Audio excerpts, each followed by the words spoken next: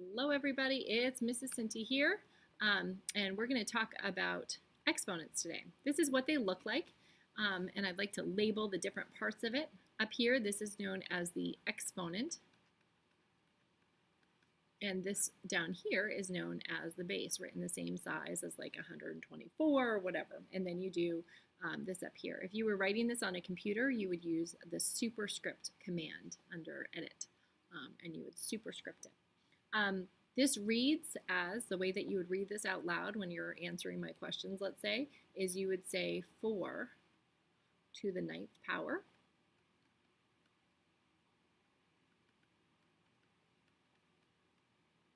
Or you could say 4 to the 9th. Or you could say the 9th power of 4.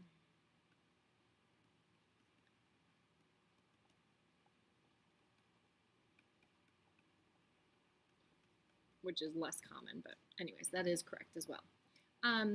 What you want to know about this is a shorthand. Using exponents is a shorter way to write what the process really is.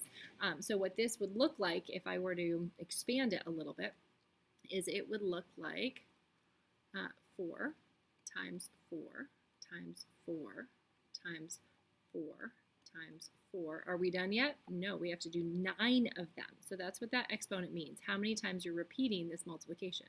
So 1, 2, 3, 4, 5, 6, 7, 8, 9. That's what this problem looks like. Okay? So there is such thing as exponential form. Okay, and the exponential form is with the base and the exponent. So another example would be 2 to the 3rd power. Okay, the expanded form we see here, expanded form, sorry, I'm trying to squeeze in 3 boxes here. Expanded form would be, in this case, 2 times 2 times 2, and then the standard form is the actual just what it is. Standard form is what is 2 times 2, it's 4, times 2 is 8. So the standard form is what the exponential form represents, what the actual value is.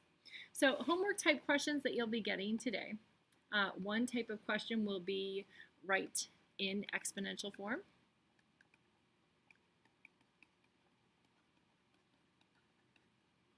So for example, 9 times 9 times 9 is the problem, and you will write the answer as this is equal to 9 to the 3rd power.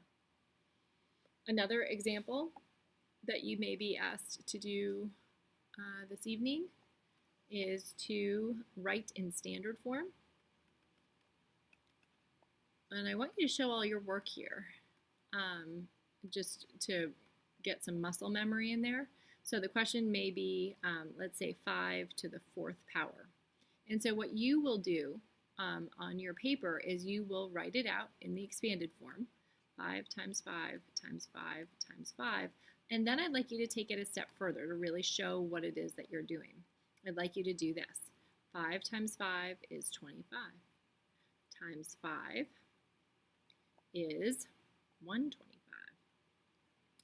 Times 5 is 625.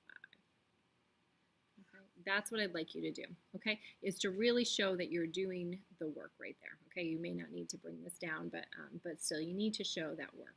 So this is equal to 625. So we have the exponential form, the expanded form, and then we have the standard form. Another type of question that you might be asked is to fill in a blank. So to say, write the missing exponent.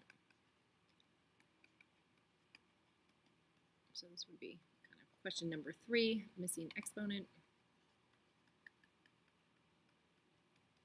And so if you had something like 9 to the nth power and it equals 81, 9 times 9, you know, is 81. There you go. And so it is 9 to the 2nd power. So n is equal to 2 is the way you would say that. Okay, and then the fourth type of question might be to compare two values, just just another way to ask you something pretty similar, but to work with this information.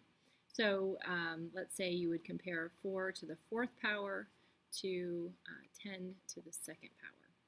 So 4 to the fourth power is 4 times 4 times 4 times 4, and I want to see this compared to 10 times 10. This is 100. You would show this, 16 times 4 is 64, times 4 again is 256. Okay, so this value is larger than 100. And those are the types of questions that you'll be asked. Good luck, and remember that I'm here to help you at any time.